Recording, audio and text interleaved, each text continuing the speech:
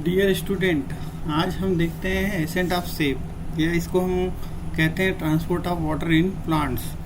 तो यहाँ हमने दो ही पॉइंट लिया हुआ है इसको समझने के लिए। एक तो path of ascent of sap और दूसरा mechanism of ascent of sap और theories of ascent of shape.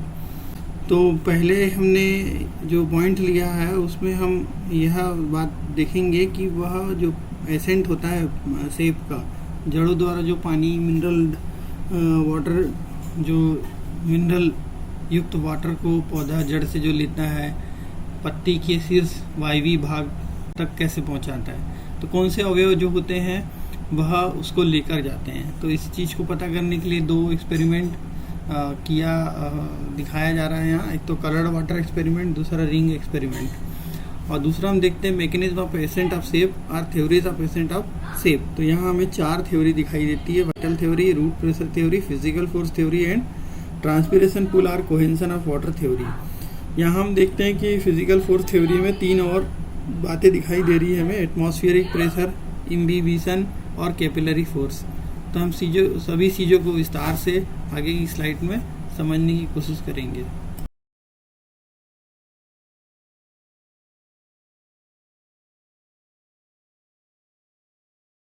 Dear student, इस स्लाइड में देखते हैं एसेंट ऑफ सेप और transport of water in plants के सामान्य बातें।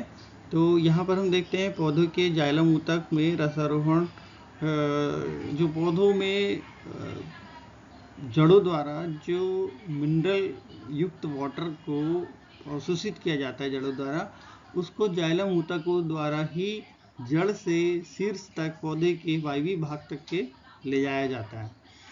जाइलम में जो जितनी भी संवाहक कोशिकाएं हैं आमतौर पर निर्जीव होती है, केवल एक जो होती है जाइलम पेरेन्काइमा वही जीवित होती है। बाकी जाइलम फाइबर, ट्रैकेट्स और वेसल सब निर्जीव होती है। जाइलम के अंदर जो कंटेंट है, जो सेल्स हैं, वो मोटी हो जाती है, लिग्निफाइड हो जाती है और डेड हो जाती है। लिग्निफाइड होना मतलब उसमें द्वितीयक सेल वॉल डिपोजिशन हो जाता है, और उनके केवल रूमिनेंट्स मतलब खंडहर जो ट्यूब लाइक स्ट्रक्चर होते हैं, उन्हीं के द्वारा यह पानी चढ़ता हुआ शीर्ष तक पहुंचता है। यह सब समझाने के लिए विभिन्न तंत्र या सिस्टम प्रस्तावित किए गए, बताए गए, लेकिन सबसे अधिक जो है सामंजस्य तनाव तंत्र या कोहेंशन टेंशन ऑफ वाटर थ्योरी, जो कि डिक्सन और जॉली द्वारा 1884 में दिया गया था, सबसे अधिक समर्थन प्राप्त है। जड़ों द्वारा अवशोषित होने के बाद पानी पौधों के सभी भागों में वितरित हो जाता है, और जब वाष्पोत्सर्जन अधिक होता है तो उसको बैलेंस जो है, अधिक पानी का जो लेना होता है पौधे के द्वारा, वो वाष्पोत्सर्जन के द्वारा बैलेंस होता रहता है। तो वाष्पोत्सर्जन एक प्रकार का जो है वो उससे पौधों से लगातार वाष्प निकलती रहती है, और इसको हम एक बात से भी बताया करते हैं वाष्पोत्सर्जन कि ये आवश्यक इविल या बुराई है। तो हम आगे चलते हैं। पौधों में सबसे ऊपरी हिस्से तक पहुंचने के पानी को तने के माध्यम से ऊपर की ओर जाना पड़ता है। पानी की इस ऊपर की गति को ही हम क्या बोलते हैं? रसारोहण कहते हैं, रस का आरोहण कहते हैं। अब हम देखते हैं कि रसारोहण का जो पाथ क्या है। अच्छी तरह से यह स्थापित हो गया है कि रस का आरोहण जाइलम के द्वारा होता है, और इसे सिद्ध करने के लिए कुछ प्रयोग किए गए हैं, जिसको हम दो कैटेगरी, दो भागों में बांटा हुआ है। एक तो कलर वाटर एक्सपेरिमेंट, और अगली स्लाइड में हम देखेंगे रिंग एक्सपेरिमेंट। तो बालसम पौधे की एक पत्तेदार टहनी को हम नीचे पानी में रख के काटते हैं बीकर में, और बीकर में ही हम ईओसिन नाम की एक डाई जो है वो घोल देते हैं, और हम देखते हैं थोड़े समय बाद कि जो ईओसिन नाम की जो डाई है वह हमें रंगीन रेखाओं के रूप में दिखाई देती है, और यदि इसी समय हम तने को काट दें तो हमको जाइलम अवयव जो है हमें दिखाई देता है कलर्ड फुल। केवल जाइलम होता है, क्योंकि उसी से पानी चढ़ता रहता है, तो हमें दिखाई देता है। अब हम देखते हैं अगली स्लाइड में दूसरा एक्सपेरिमेंट। अब यहाँ हम रसारोहण के मार्ग का दूसरा प्रयोग, जो हम अभी बताया था पिछली स्लाइड में, रिंग एक्सपेरिमेंट, जिसको हम देखते हैं कि किसी एक पेड़ की एक पत्तेदार टहनी को हम नीचे से काट लेते हैं, उसी तरीके से जैसे पिछले एक्सपेरिमेंट में किया था, और पानी से भरे बीकर में डाल देते हैं। तो तने का जो एक छल्ला हम काट देते हैं, जिसको हम संवहनी कैम्बियम के बाहर सभी ऊतक को हटा देते हैं, कैम्बियम के बाहर सभी ऊतक को हटा देते हैं, और हम देखते हैं थोड़े समय बाद कि पानी का लगातार कनेक्शन जारी रहता है, इसीलिए ऊपर की जो पत्तियां हैं वह हरी भरी रहती है। यदि ऐसा नहीं होता, पानी का प्रवाह बंद हो जाता, तो ऊपर की पत्तियां मुरझा जाती। तो हम जो देख रहे हैं, ये जो रिंग जो है बार्क हटाने के बाद, जो बार्क रिंग जो है हम हटा दिया, उसके बाद भी जीवित कहाँ है पौधा, किसके कारण है? तो हम देखते हैं कि वो जो अवयव है वो जाइलम ही बचता है।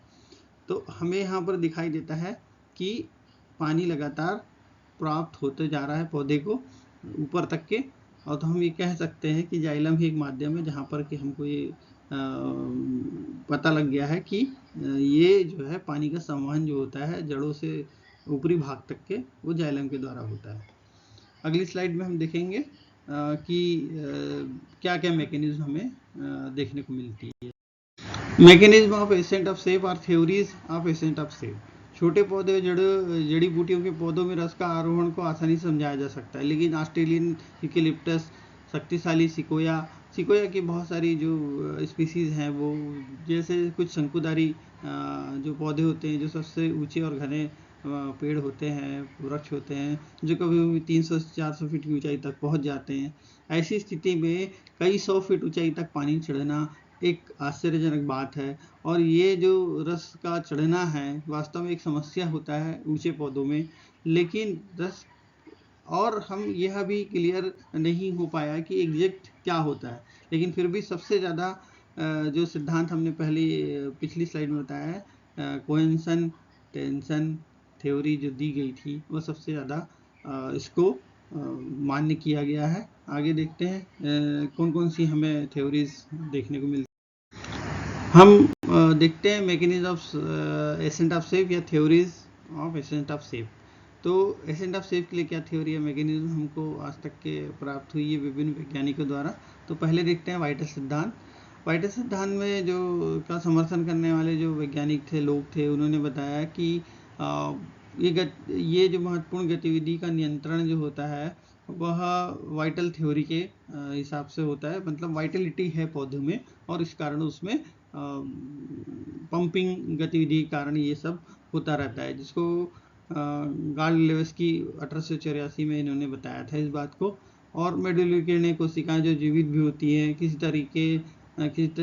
न किसी तरीके से अपना ऑस्मोटिक प्रेशर बदल देती है, और उनका ओपी अधिक हो जाने से, ऑस्मोटिक प्रेशर अधिक हो जाने से निचले बर्तन से पानी खींच लेती है, निचले, है ना। इस तरह से उन्होंने जो छोटा सा प्रयोग करके कुछ बताया है। तो इस तरह से वो पानी चढ़ना का उन्होंने बताया कि पौधे जीवित होते हैं, उनमें जीवन होता है, इसलिए वो लगातार पानी खींच लेती है। तो हम यहाँ देखते हैं कि ये सिद्धांत केवल काल्पनिक लगता था, और स्ट्रासबर्गर के प्रयोग द्वारा इसे खारिज कर दिया गया, जो 1891 और 1893 में उन्होंने प्रदर्शित किया था। रस का चढ़ना उन तनों में भी जारी रहता है जिनमें जीवित कोशिकाएं जहर के सेवन से मर जाती है। तो इस तरह से उन्होंने पॉइजन देके जीवित सेल्स को डेथ कर दिया, उसके बाद भी पानी चढ़ रहा था। तो इस तरह से गोल्ड-लेविस्की का जो सिद्धांत है वो सफल नहीं हुआ। आगे देखते हैं हम। अब हम देखते हैं दूसरा जो महत्वपूर्ण सिद्धांत था, मतलब इसी का जो दूसरा प्रयोग था वाइटल थ्योरी का। जेसी बोस 1923 के अनुसार उन्होंने एंडोडर्मिस के ठीक बाहर भीतर सबसे कॉर्टिकल परत की जीवित कोशिकाओं का स्पंदन गतिविधि के कारण पानी का ऊपर चढ़ना होता है, ऐसा बताया। और यह सिद्धांत भी अस्वीकार कर दिया, क्योंकि कई कारकता उनके प्रयोग को दोहरा नहीं सके, और कई अन्य को स्पंदन गतिविधि और रस के आरोहण के बीच में कोई संबंध नहीं मिला। तो ये बाजू में हमें जो फोटोग्राफ दिख रहा है, ये जेसी बोस का प्रयोग था, और उन्होंने सब इस तरह से बताया कि स्पंदन होता है, स्पंदन पल्सेशन होता है, और ये भी थ्योरी अमान्य हुई। आगे देखते हैं।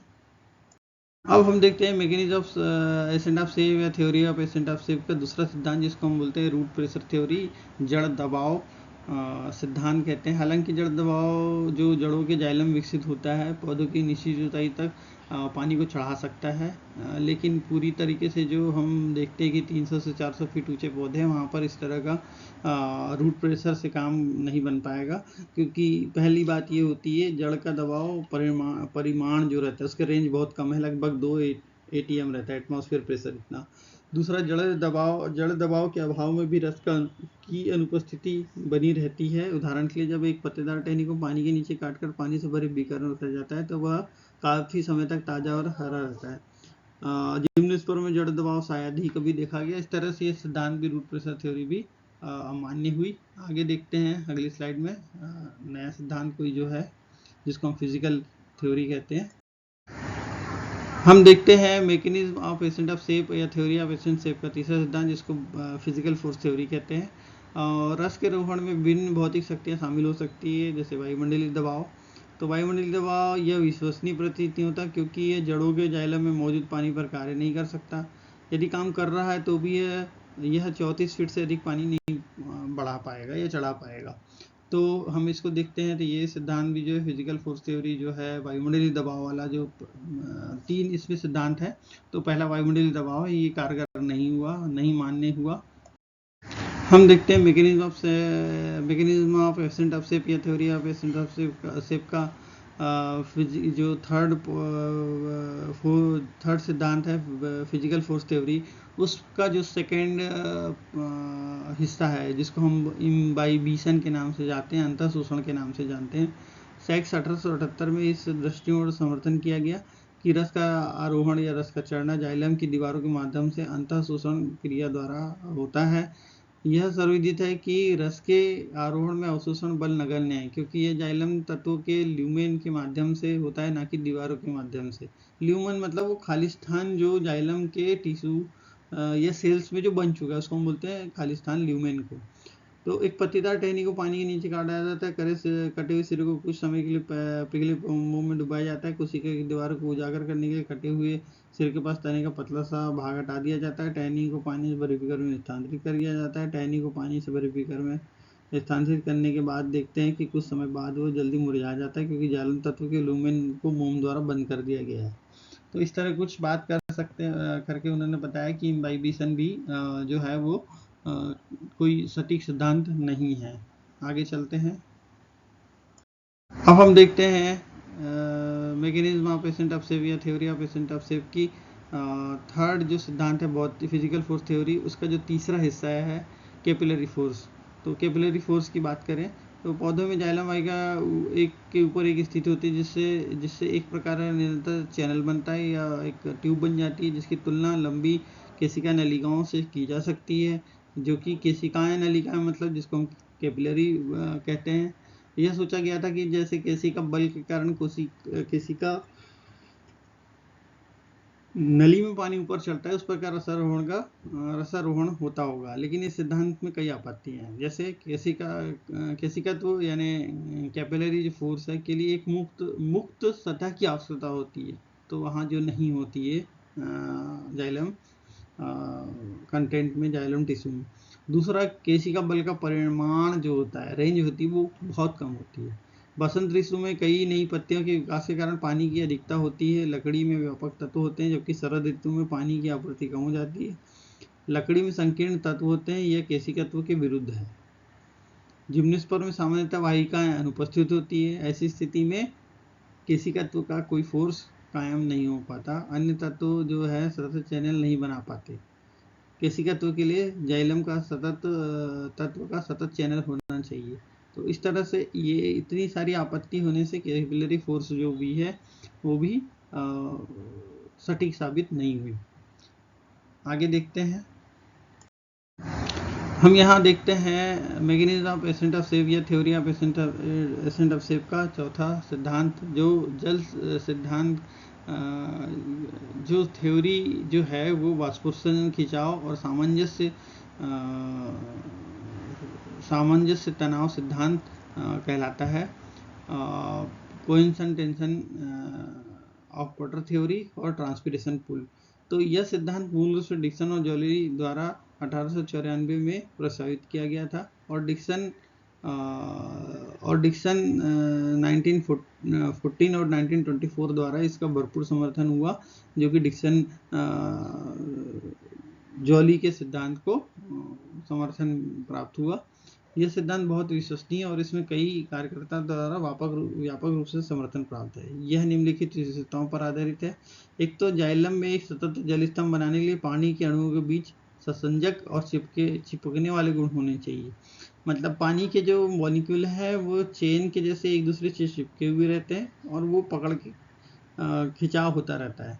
इस जल स्तंभ पर वाष्पोत्सर्जन खिंचाव लगता है। तो वाष्पोत्सर्जन होता रहता है, पानी ऊपर चढ़ता जाता है, पानी उड़ता जाता है और पानी चढ़ता जाता है जड़ से। इस तरह से यह जो सिद्धांत है व्यापक रूप से स्वीकार किया गया। हम यहाँ पर देखते हैं कि जो ट्रांसपिरेशन पुल और cohesion tension of water theory जो है वह किस बातों पर आधारित है।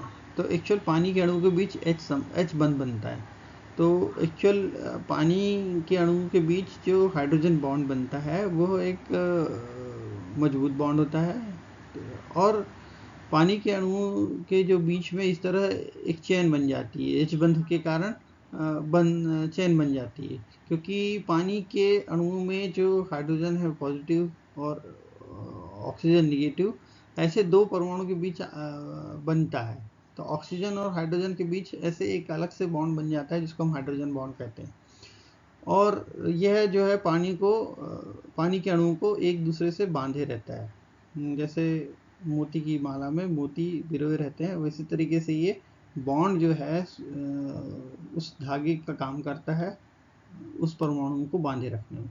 तो इस तरह से एक चेन बन जाती है पानी की अणुओं की, और वह ट्रांसपिरेशन पुल के कारण खिंचता हुआ चला जाता है ऊपर की ओर और पानी काफ़ी ऊंचाई तक पहुंच जाता है। अगली स्लाइड में देखते हैं हम कुछ और बातें।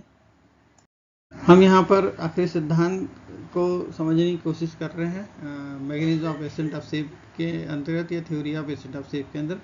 तो transpiration pull cohesion of water theory जो है उसमें जो H बंध है उसके बारे में हम बात करते हैं। यह बहुत कमज़ोर बांध होता है, लेकिन लगभग 5 किलो कैलोरी ऊर्जा युक्त होता है। लेकिन जब पानी के मामले में भारी संख्या में मौजूद होते हैं तो एक नहीं कई चेन बनी हुई होती है इस तरह से और एक दूसरे से बंधी हुई रहती है। तो पानी के अणु के बीच आकर्षण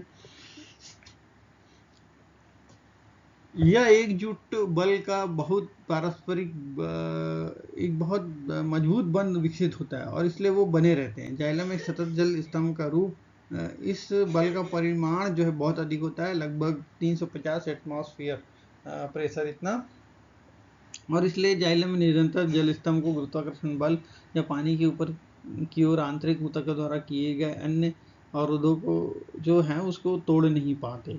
तो इस तरह से लगातार पानी का अणु खिंचता हुआ ऊपर तक चला जाता है, काफ़ी ऊंचाई तक पहुंच जाता है, 300 से 400 फीट ऊंचाई तक।